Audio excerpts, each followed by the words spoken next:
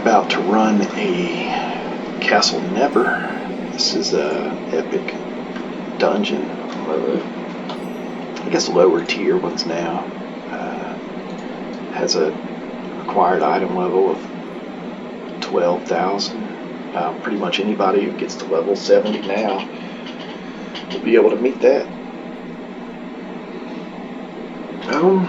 The dungeon used to be difficult. I'm not sure how difficult it is anymore. Like any of the dungeons in the game, if you get in there with a group that is all 12k, you will probably have some issues, because that's the item level requirement.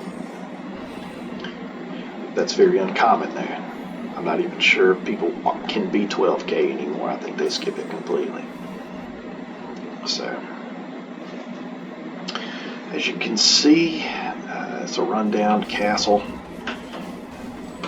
You come here at the end of the solo campaign, the leveling campaign, to get your first artifact, first real artifact, one of your class symbols. You don't actually go in the castle, but this first part of the map is used. That guy right there is the second boss, and you're actually going to see the first mechanic in the game right here. See that little green chain right there that's pulling these two guys together? They're fighting it. There they go. Okay, so whenever you two connect, it'll do a whole bunch of damage to you. It usually kills everybody but the tank. You don't see it right now. You'll see that at the first boss, but that is the first mechanic of the dungeon. Whenever you get to it, it's best not to freak out when you see it. He'll do it pretty much right when we walk in the door to fight him, so it won't take long to see it. This first little part here is just a little hallway of undead. Give you a taste of what's to come in the dungeon.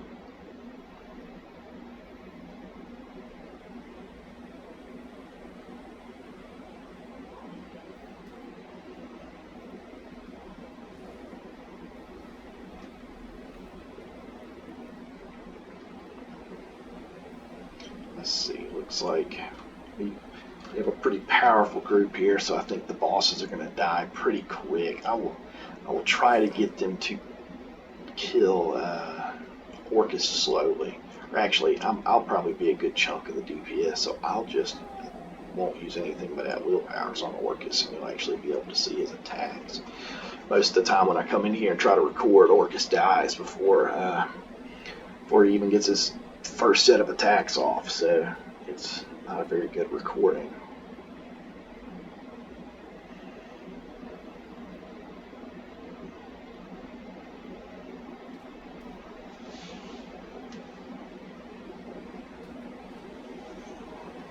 Looks like we're swapping healers. That'll be interesting. It's a private queue, so we can actually use the campfire to swap classes. Don't in a public match you cannot swap your roles. So that is something only for private.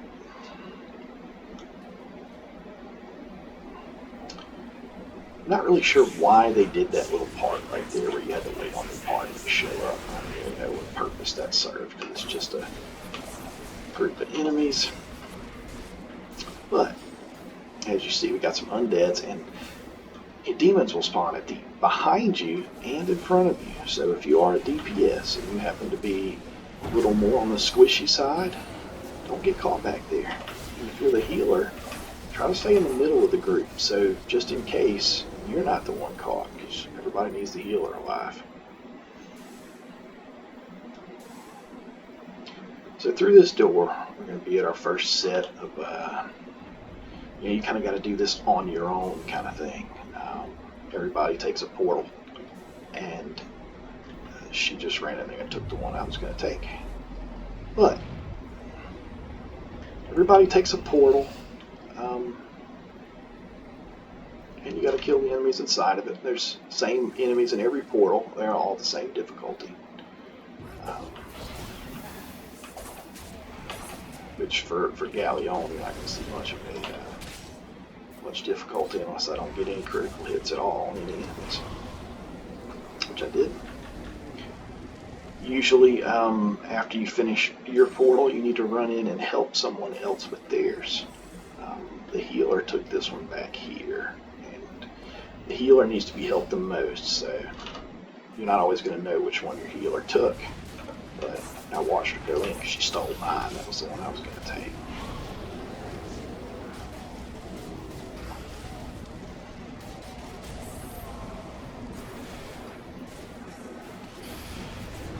But the healer and the tank are going to be the ones that need help. The tank's really probably not going to need help. It's just going to take him forever to kill the enemies. So, but once all portals are cleared, this door opens right here, or it's openable, and you can move forward. Around this corner is where the first boss is located.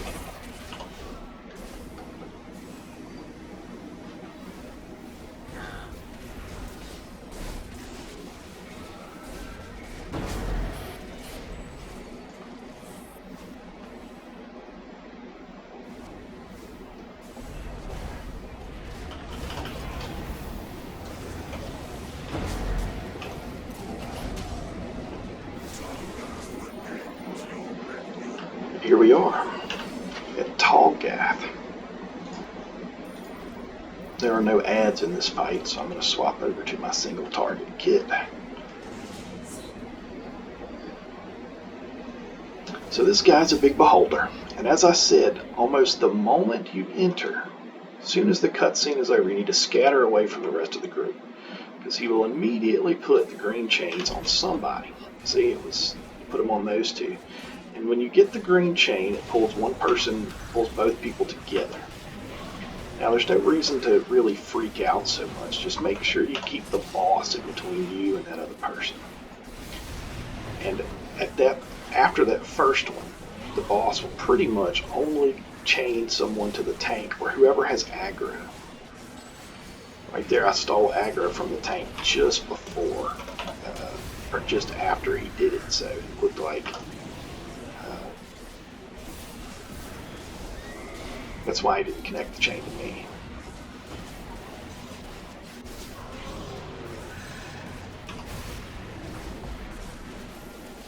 As you see, I got a green chain connected to the tank, and as long as we stay the boss in between us, we're fine. That's all you really need to do.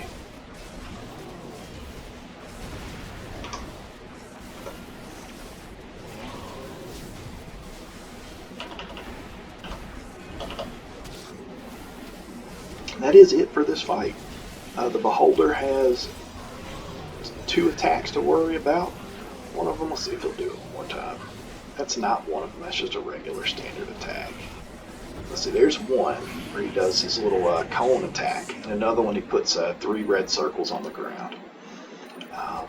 The cone attack won't really kill a tank, but the 3 red circles on the ground could if he's hit by more than one.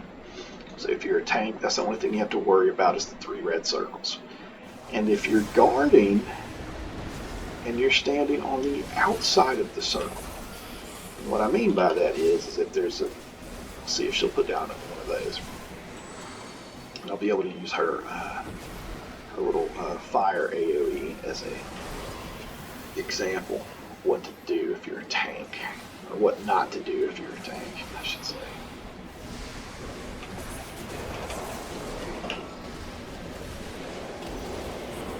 You see this green circle?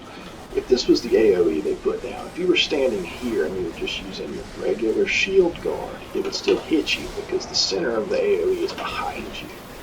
So make sure if you're tanking that the center of that you're either standing in the center or you're standing a little behind the center where your front is facing the center. That's only if you're using a regular guard. If you use dig in, it blocks from behind too. So after you clear the long hallway of undead, you get to run into these servitors of Orcus. They do the green chain.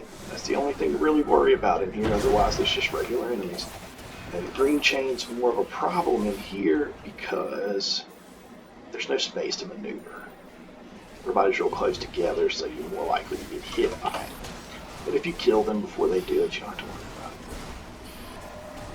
it. It should always be the objective. But the concept's still the same. You get the green chain, you run away from each other so you don't connect.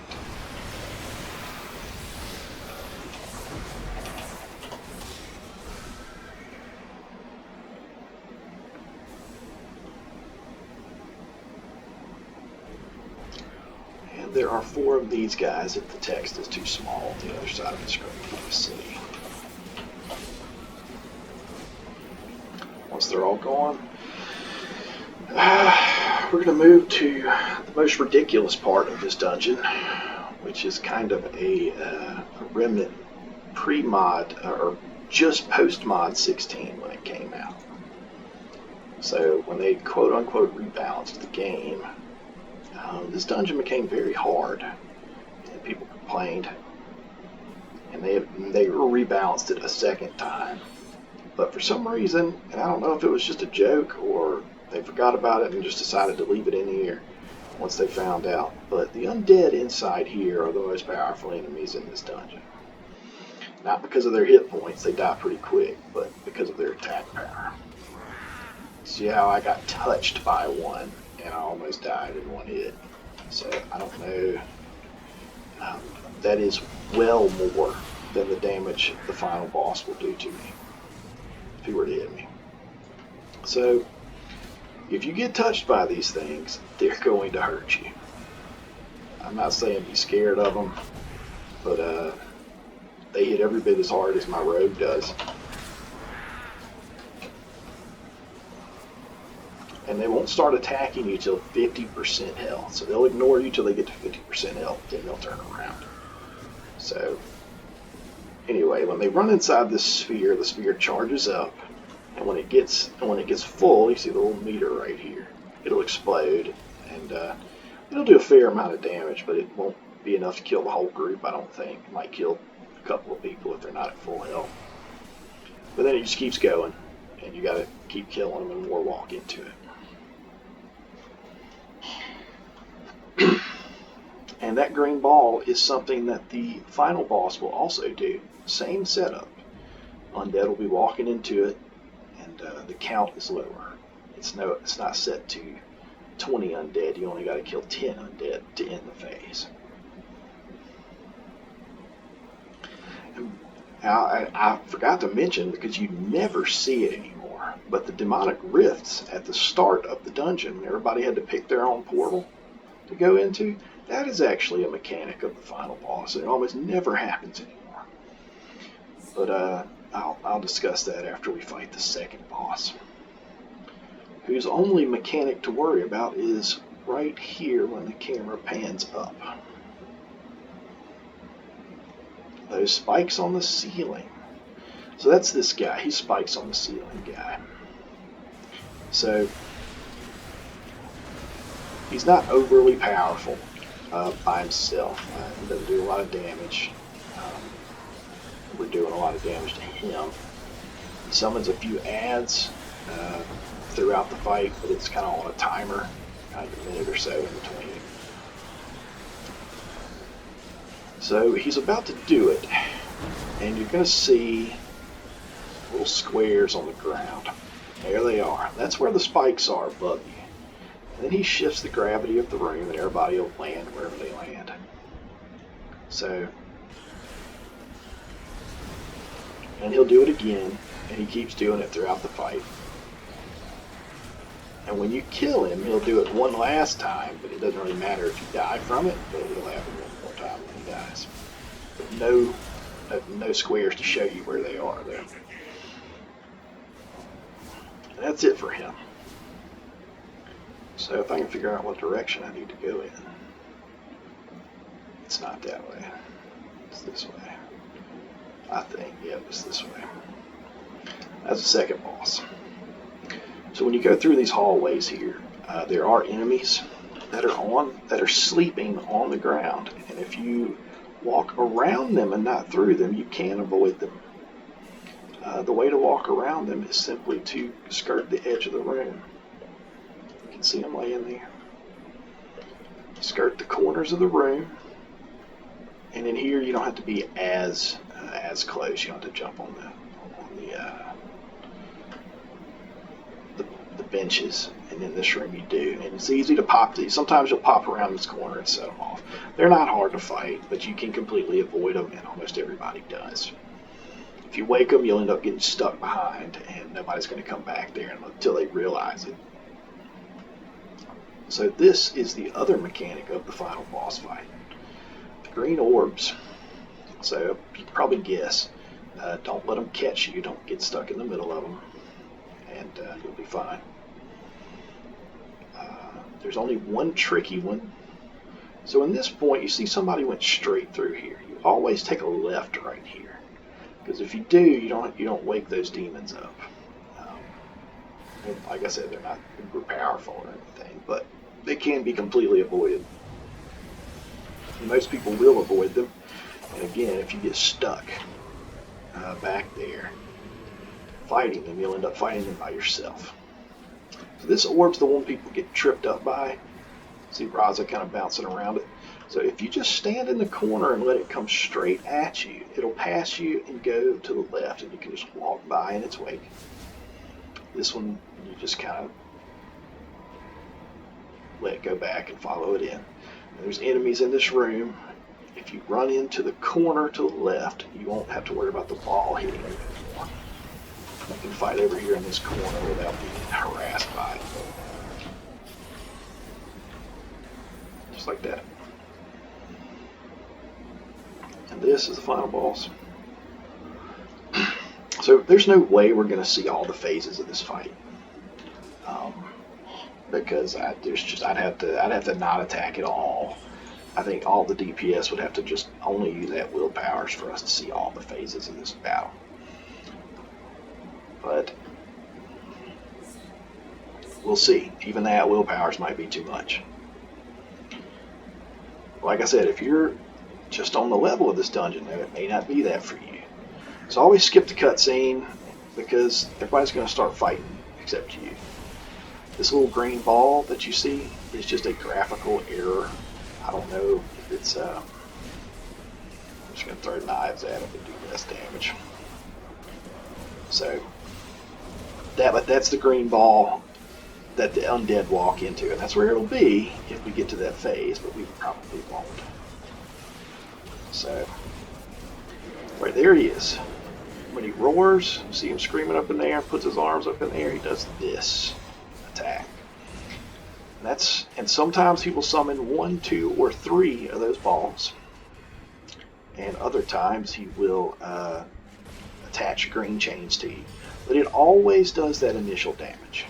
So you need to be pretty close to full health when it happens. So every other time he does it, so the second time he does it, he will leap up into the ceiling. He used to be up there when it happened. Like, here's the second time. The second time he won't do it, or he won't summon balls. He leaps up there. Now he just kind of falls down sometimes. This is where the undead actually come in and start going towards the green ball.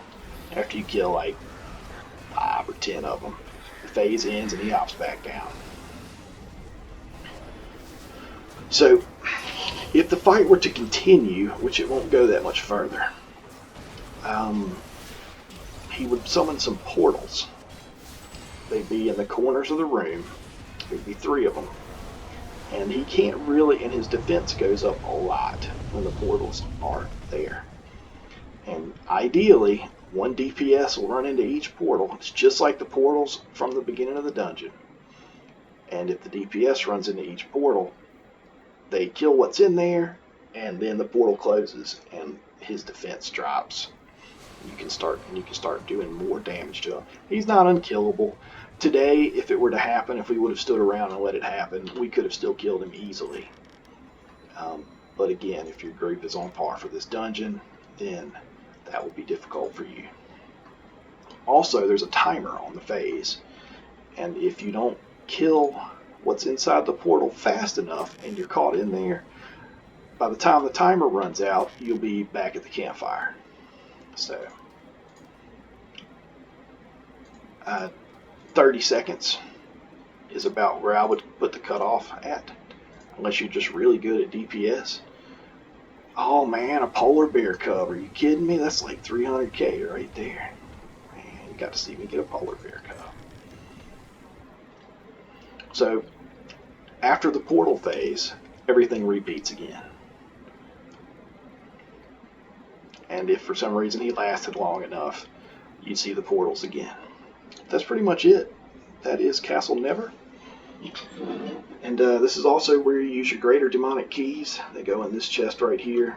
And this is the dungeon you should use them in, not the other ones that use greater demonic keys. This is where you get your Shard of Orcus' wand.